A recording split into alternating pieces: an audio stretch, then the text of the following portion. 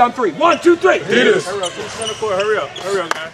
Center court. I'm always killing you with my time, right? I'm always killing you. We just on a tight schedule. It's cool though.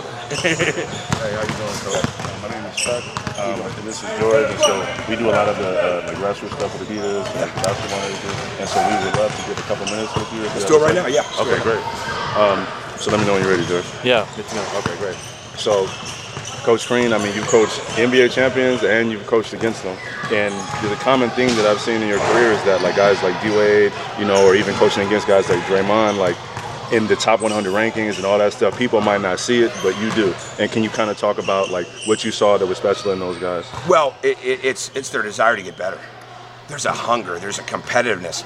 I never coached Draymond, but I was aware of him since he was a teenager because I was from Michigan. So I always knew, don't look at the body, okay? Don't look at what he's not. Look at how competitive he is. And look what he's done with that competitiveness as he's built his skills. And the other great thing about a D-Wade and other people like that, they love the game. They don't just love the game because of what it's going to do for them.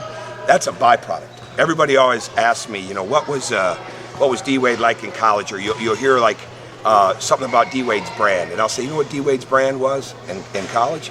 It was being in that gym late at night and winning. That was his brand, right? There was no brand thought. He was in there late at night, okay, after he would get his little boy put to bed, okay, get his homework done after being through study. I'll have a full day and still go back to the gym at 9:30 or 10 o'clock at night. Victor Oladipo, one scholarship offer, okay? He would watch the NBA playoff Western Conference game, come back to the gym at 11:30 at midnight and shoot for an hour, hour and a half. Meanwhile, knowing we were going to do some type of workout the next day. It's just the championship level guys, they're just completely uncommon. They don't care.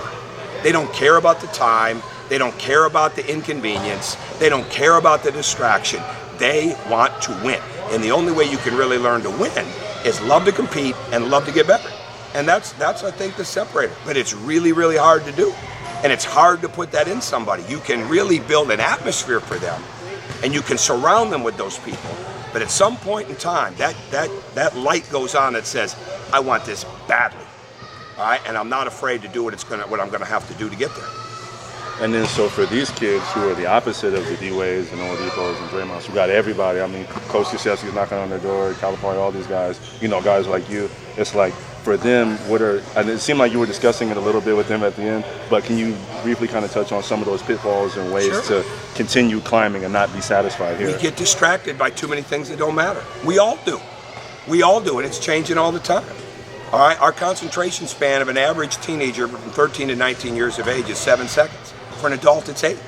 We get distracted. It's natural. You have to figure out what matters, and what matters is everything. Everything matters. If you're doing it, it matters. What you have to figure out is what everything is, right? What do I want my everything to be, okay? Do I want to chase all these things on the outside? Do I want to chase followers and likes? Do I want to be somebody that's known for doing what I'm doing now, and everybody thinks I'm going to be at this next place? Or do I want to be known for doing what I think is out in front of me, and nobody knows that I can do it? Because whatever they think I'm going to do, it's not even close to what I'm going to be capable of doing. And that only comes from work. That only comes from eliminating what doesn't matter. So what matters is, am I going to really work? That matters. I've got to do it at a high level.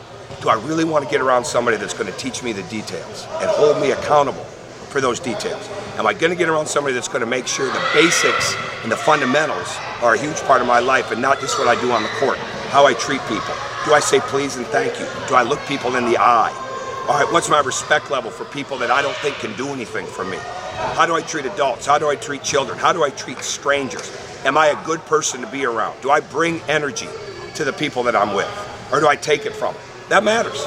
See, that's part of where everything matters. All right, you've got a chance to work on what you need to work on in the game.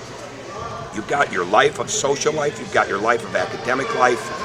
Everything you do is going to impact your future. So eliminate as many things that don't matter and focus on the things that really do, and make those matter all the time. And lastly, for Adidas Nations, this is incredible. I mean, just being here for the last few days, I'm like, I know why I didn't make the league now. Because it's like having guys like you literally showing them how to read pin downs, how to come off pick and rolls for 3-4 days, you know, and just like getting that camaraderie and being able to ask you questions. I mean, it's incredible. And these guys, I mean, they're playing probably basically an NBA schedule, like in the summer with all these games. And so how nice is it for you to be able to come out here, teach, and focus on fundamentals? Love it. I mean, I love basketball, right? I love teaching. It's been great for me coming out because I haven't coached in high school in forever, right? So like, it was really good for me to come out here and coach young guys. They're going to be sophomores and going to be juniors. It's a whole different level of learning. It's the same thing with the guys that are going to be seniors. And what you realize is that they really do want to learn. And you got to figure out how they're going to get it. Because most of them, okay, see any level of intensity or critique or having them do it again, they see that as failure or criticism, and it's not. It's not. And eventually you learn that, no, I want somebody that will do that. I want somebody that will hold me to that. And when you really learn, it's like all of us in life. When we realize how much we don't know, that's when we really get better. And you have to teach young people at a very young age, it's not about what you think it is. Okay, when you get around people that do it for a living, that have been through the experiences, that have had the successes and failures of it, and you can get around that level of experience. And I think this path, and I think everything Adidas Nations is doing, is fantastic for that. Because it's putting real life situations into this. Real life that they're not really their real life yet, but it's gonna be.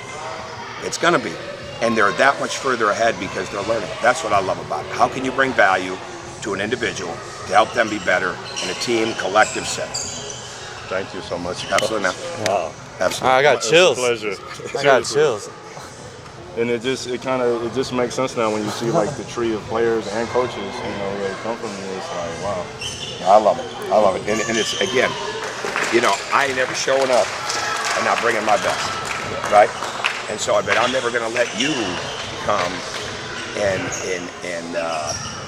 I'm going to try to get you. You may not bring your best, but I'm going to try to work with you to get you to understand a step closer to what your best can be, right? Because I don't know what their best can be. I don't know what my best can be, right? We're learning it every day, right? But when you don't let the surroundings, or you don't let the circumstances, or you don't let the distractions and all the thing that's out there get in your way of really what's important. For me, it's making guys better. For me, it's bringing value to their games. It's bringing values to what I can impart in their life. And then you build these life-lasting relationships that literally, you may not see each other every day when you leave, but you pick up right from where you left off. That is the beauty. You should never have to say hello again, right? You say hello, boom, you build it. We may not see each other for years. I saw a player the other day at a Marquette gala. I had coached him 15 years ago. Would have been the last time I coached him. I had not seen him in 15 years. All I did, it took a lot to not cry to see him, but it was literally like we were never not around each other. Literally. And he'd been in Sweden for 15 years. Wife, kids, long career overseas, from Sweden originally, and it was almost like we picked up right from where we left off. That's when you know you have beauty in a relationship. And to me, I know that's going to happen. They don't.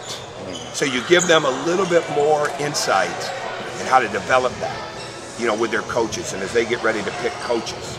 And what I would want to see from them if I'm recruiting them, and really what they want to see from the people that are recruiting them themselves. And I think that's what the difference is.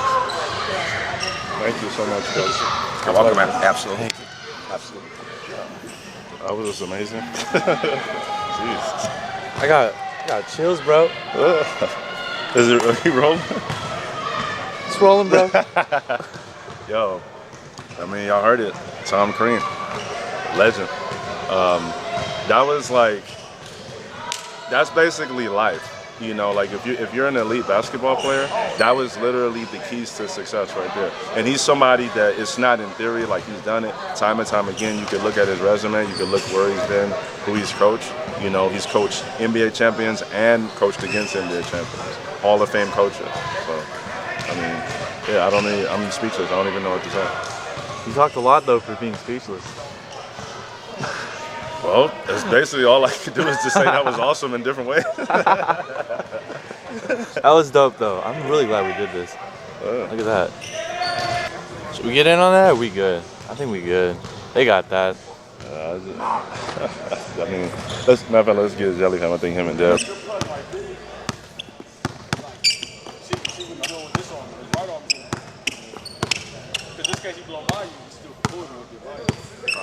I'm not. Versus just like being open. Some people be like open, like this. But I'm closing that shoulder too, so like I still look like when I go by, you know. But people do this, they'll give it away. Just give it away. They give it away every time. How can you know to just say that? Who go to the rim like this? Like, you know what I'm saying? I never thought of it like Shift the shoulder. Because you create a wall. You just gotta get everything to look like something. Like if you can blow by, you can sound good. You know, somebody you can. His feet violent though. His feet violent. He comes, push, hit, like his feet violent though. I'm going like this.